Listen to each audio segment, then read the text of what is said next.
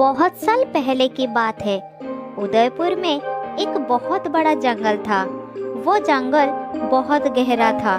उस जंगल में शेर खान का शासन था। शेर खान बहुत ही शक्तिशाली और बुद्धिमान राजा था। शेर खान अपनी पत्नी शेरनी और बेटे शेरू के साथ बहुत ही सुख शांति से रहते थे। शेर खान शेरू से बहुत प्यार करते थे। सब कुछ ठीक ठाक चल रहा था। एक दिन किसी भयानक बीमारी के कारण शेर खान की मृत्यु हो गई। शेर खान की पत्नी और बेटे उसके मृत शरीर के पास बैठकर खूब रोने लगे। ऐसे ही कुछ दिन बीत जाता है। शेर खान की मृत्यु के बाद उसके मंत्रियों ने जंगल का राजा बनने का दावा करने लगे। वो सभी एक जगह इकट्ठा होते हैं और एक एक करके राजा बनने की इच्छा व्यक्त करते हैं। पहले हाथी ने बोला, इस जंगल को मुझसे अच्छा राजा नहीं मिल सकता।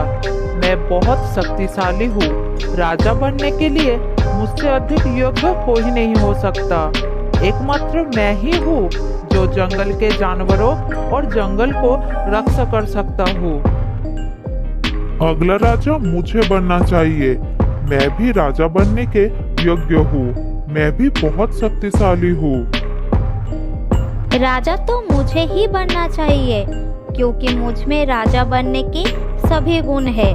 मैं तो सबसे ज्यादा बुद्धिमान हूँ, इसलिए मैं अपनी बुद्धि से जंगल का रक्षा करूँगा। शेरनी अपने बेटे शेरू को जंगल का राजा बनाना चाहती थी, लेकिन शेरू अब राजा बनने के लिए बहुत छोटा है। इसीलिए शेरनी ने सोचा, मैं बाघीरा को जंगल का राजा बना देती हूँ। बाघीरा बहुत शरीफ और सज्जन है। वो आसानी से मेरे काबू में आ जाएगा और कुछ सालों बाद जब मेरा बेटा राजा बनने का लायक हो जाएगा तो मैं बाघीरा को हटाकर अपने बेटे को राजा बना दूंगी। हाँ, यही ठीक रहेगा। ये सोचकर उसने सभास्थल पर जाकर घोषणा कर दी, महाराज शेर खान की मृत्यु के बाद इस जंगल को एक राजा की आवश्यकता है। इसलिए मैं बाघीरा को राजा घोषित करती हूँ। किसी को कोई आपत्ति हो तो बताए।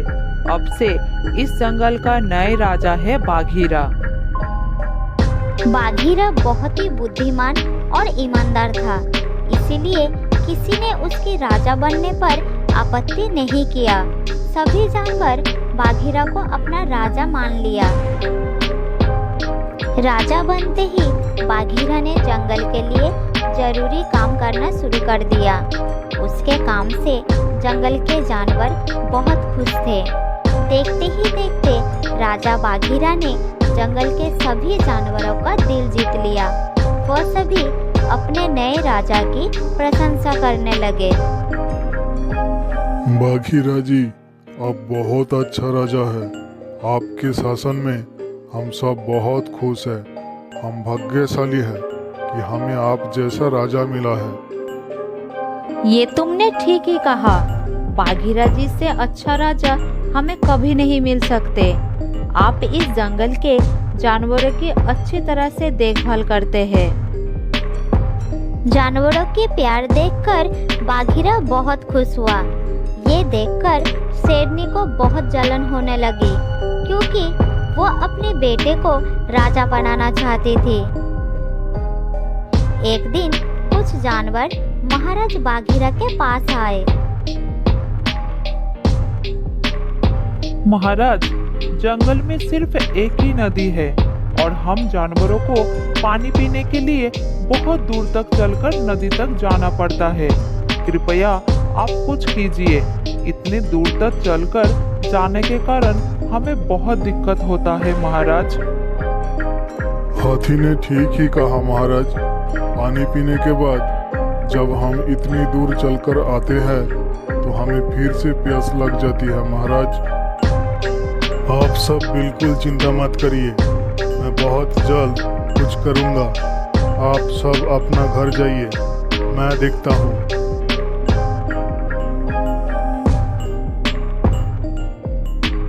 महाराज बाघीरा नदी के पास गया और नदी को देखकर सोचने लगा, मैं कैसे जानवरों की पानी की समस्या को सुलझा सकता हूँ। मुझे जल्द ही कुछ करना होगा। काफी देर सोचने के बाद उसे समस्या का हल मिल गया। उसने अगली सुबह सभी जानवरों की सभा बुलाया और कहा, अब सभी की परेशानी को समझते हुए मैंने ये फैसला लिया है कि नदी में से 4 नहरें निकाली जाएगी, जिससे नदी का पानी पूरे जंगल में पहुंच सकेगा और किसी को पानी के लिए चलकर इतना दूर नहीं जाना पड़ेगा। अपने राजा की बात सुनकर सभी जानवर बहुत खुश हुए, लेकिन ये सुनकर शेरनी को बिल्कुल अच्छा नहीं लगी। वो नहीं चाहती थी कि जानवर बाघीरा को पसंद करे, इसीलिए शेरनी अगले दिन बाघीरा को अकेले में अपने पास बुलाया। बाघीरा, ये नहरें नहीं बनेगी, सबको बता दो, ये काम तुमसे नहीं होगा। लेकिन नहरें बनने से जंगल के जानवरों को बहुत फायदा होगा। आप ऐसा मत करिए।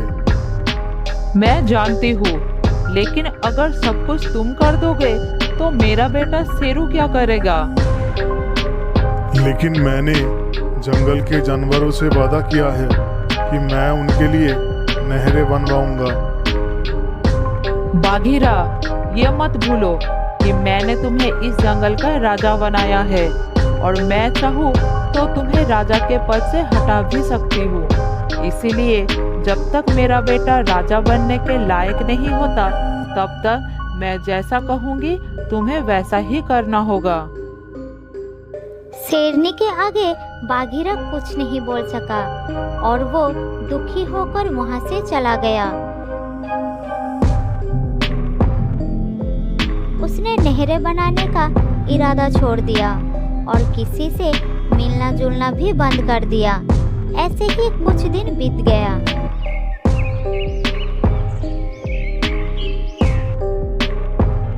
एक दिन बाघीरा अकेले जंगल में घूम रहा था। तभी उसने झाड़ियों के पीछे से कुछ जानवरों को बात करते हुए सुना। मैं तो अब दिन में सिर्फ एक ही बार नदी में पानी पीने जाता हूँ और बाकी दिन मुझे बिना पानी के ही रहना पड़ता है। मुझे तो लगा था बाघीरा के राजा बनने के बाद हमारे अच्छे दिन आ जाएंगे और हमें पानी पीने के लिए इतनी दूर नहीं जाना पड़ेगा। तुम ठीक कह रही हो हाथी भाई, लेकिन बाघीरा को हमारे दुख से क्या मतलब? वो तो अब राजा बन गया है। ये सुनकर राजा बाघीरा को बहुत दुख हुआ। तब उसने अपने आप से कहा, मेरे राज्य की प्रजा इतनी दुखी है। अगर मैं इनके लिए कुछ नहीं कर सकता तो मेरा राजा बने रहना बेकार है। अब मुझे कुछ करना ही होगा। इसके लिए मुझे राजा का पद ही क्यों ना छोड़ना पड़े। ये सोचकर उसने अगले दिन हाथी और भैंस को अपने पास बुलाया। खबर पाते ही हाथी और भैंस राजा बाघीरा के पास चले गए। हाथी भाई, मुझे तुम्हारी बुद्धिमत्ता पर कोई संदेह नहीं है। तुम अपनी बुद्धि से जल्द नदी में से 4 नहरें निकालने का योजना बनाओ। योजना बनते ही तुम दोनों कुछ पशुओं के साथ नदी में नहरें निकालने का काम शुरू कर देना। अब जंगल के जानवरों को पानी के लिए तरफना नहीं पड़ेगा। जैसे ही ये बात शेरनी को पता चली, वो गुस्से में बाघीरा के पास गई। बाघीरा, मैंने तुम्हें कहा था ना ये नहरें नहीं बनेगी, फिर तुमने नहरें बनाने का आदेश क्यों दिया? एक राजा होने के नाते मेरा पहला कर्तव्य बनता है कि मैं जंगल के जानवरों के लिए काम करूं। और अगर मैं राजा के पद पर रहकर काम नहीं कर सकता तो मुझे राजा बने रहने का कोई हक नहीं है। अब चाहे तो मुझे राजा के पद से हटा सकती हो, लेकिन मैं नहरों का काम नहीं रोकूंगा। शेरनी जानती थी कि उसका बेटा शेरू अभी राजा बनने के लिए तैयार नहीं है, और अगर उसने बाघीरा को राजा के पद से हटाया तो दूसरा कोई और राजा बन जाएगा और वो अपने बेटे को कभी राजा नहीं बना पाएगी। इसीलिए उसने बाघीरा से कही, ठीक है, मैं तुम्हें तुम्हारे पद से नहीं हटाऊंगी। तुम नहरों का काम कर सकते हो। बहुत जल्द नदी से नहरें निकालने का काम पूरा हो गया और जंगल के सभी जानवरों की पानी की परेशानी खत्म हो गई। इस तरह बाघीरा ने हिम्मत दिखाकर एक धूर्त सैनिक को हराया और जंगल के जानवरों की पानी की समस्या को भी हल किया। बहुत साल पहले की बात है। जयपुर के जंगल में एक बंदर और एक हाथी रहते थे। दोनों एक दूसरे के बहुत अच्छे दोस्त थे। वो एक साथ खेलते थे, एक साथ खाते थे और एक साथ रहते भी थे। वो दूर दूर तक एक साथ जाते थे। हाथी जैसा दोस्त होने के कारण बंदर को किसी भी बात की चिंता नहीं थी। वो बड़े मजे से हाथी के पीठ पर चढ़कर सारे जंगल में चक्कर लगाते थे।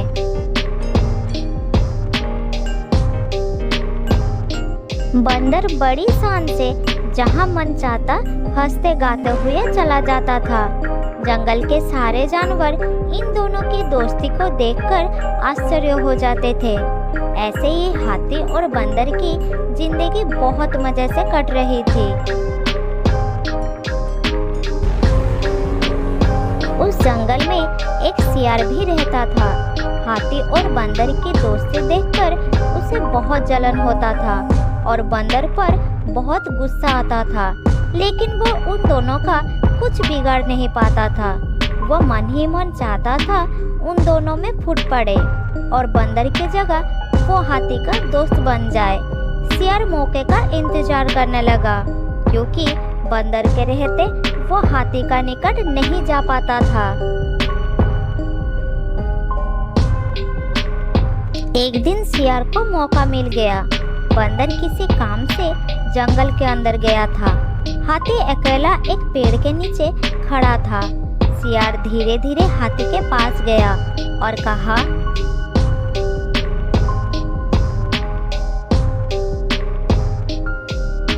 हाथी राजा, आप तो विशाल शरीर वाले हैं, बुद्धिमान है, शक्तिशाली भी है, फिर भी एक छोटा सा बंदर को दोस्त बना लिया। कहाँ आप और कहाँ वो तुच्छ बंदर। उसके साथ आपकी कोई बराबरी नहीं है। क्या आप जानते हैं कि जंगल के सारे जानवर इस बात से आपका मजाक उड़ाते हैं? जरा सोचिए हाथी राजा। ये तुम क्या कह रहे हो सियार भाई? बंदर मेरा बहुत अच्छा दोस्त है। वो हमेशा मेरा साथ देता है। मैं किसी की बात नहीं सुनना चाहता। साथ देने का क्या फायदा है? वो आपकी कोई मदद नहीं कर पाएगा।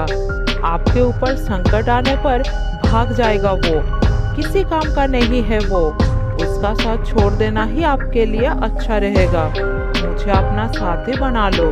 मैं बहुत चालाक चतुर हूँ। किसी भी परिस्थिति में आपका काम आऊंगा।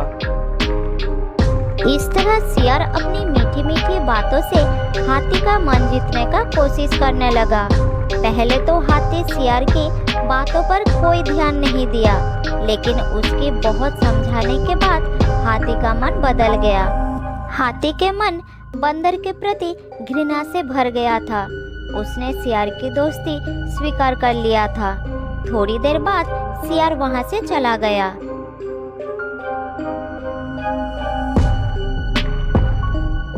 इधर बंदर अपना काम निपटा कर हंसी खुशी मन में हाथी के पास आया। हाथी भाई, मैं आ गया। आज तुमने मुझे आवाज नहीं लगाई, फिर भी मैं आ गया। चलो दोस्त, आज हम पहाड़ी के तरफ चलेंगे। पहाड़ी फलों का स्वाद लेंगे, घूमेंगे फिरेंगे, बड़ा मजा आएगा। मैं क्या तुम्हारा नौकर हूँ जो तुम्हें अपनी पीठ पर बैठाकर सैर कराओ? जाओ अपना काम करो, मैं कहीं नहीं जाऊंगा, मूर्ख बंदर कहीं के। मेरे दोस्त, कैसी बातें कर रहे हो? क्या मुझसे कोई भूल हुई है? अगर कोई भूल हुई है तो खुलकर बताओ, मैं अपनी गलती का माफी मांग लूंगा, लेकिन मेरे साथ ऐसा व्यवहार मत करो, मैं तुम्हारा दोस्त हूँ। गलती तुमसे नहीं, मुझसे हुई है। मैंने तुमसे दोस्ती कर ली है, यही मेरी गलती है। मुझे तुमसे दोस्ती नहीं करनी चाहिए थी। अब चलो यहाँ से, अपना काम करो और मुझे भी काम करने दो।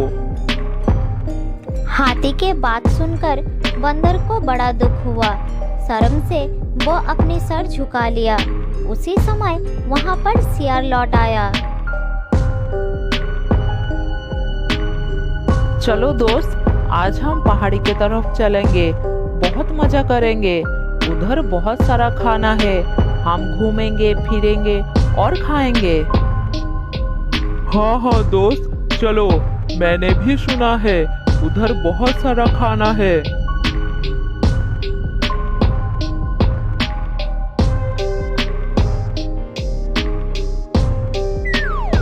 सियार हाथी के ऊपर सवार होकर बैठ गया और हाथी आगे बढ़ गया।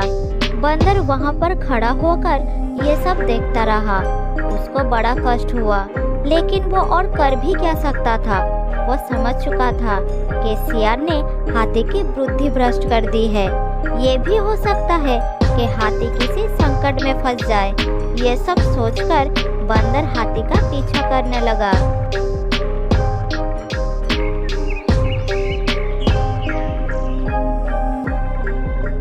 ऐसे ही कुछ दिन चलता रहा। बंदर हमेशा हाथी को अपनी नजर पर रखता था। एक दिन हाथी सियार को अपनी पीठ पर बिठाकर जंगल के तरफ जा रहा था।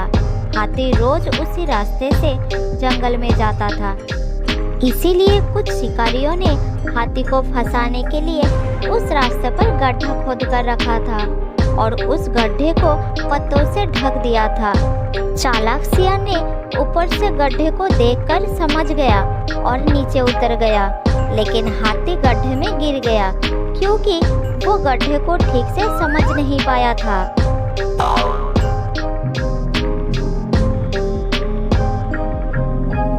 अरे सियार भाई, मैं तो गड्ढे में गिर गया हूँ, मेरी सहायता करो, कोई उपाय निकालो, मेरा दम घुट रहा है, जल्दी निकालो मुझे। हाथी भाई, मैं अभी जाकर आता हूँ, जब तक मैं ना आऊँ तब तक मेरा इंतजार करना, मैं अभी वापस आऊँगा। जल्दी आना मेरे दोस्त, मुझे यहाँ से निकालने वाला कोई नहीं है। तुम नहीं आओगे तो वो शिकारी मुझे पकड़कर ले जाएंगे।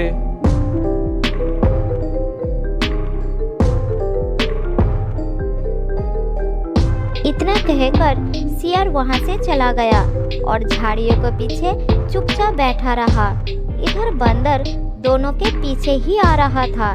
ये देखकर उसने दौड़कर हाथी के पास आया।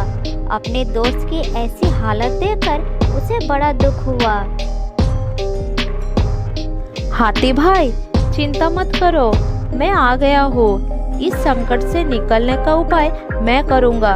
मैं अभी गया और अभी आया। ये कहकर बंदर दौड़ते हुए जंगल के अंदर चला गया।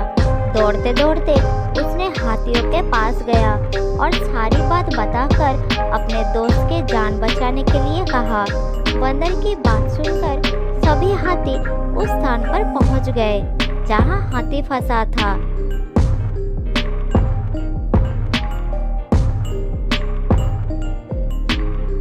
हाथियों ने मदद का हाथ बढ़ाते हुए हाथी को गड्ढे से बाहर निकाल लिया।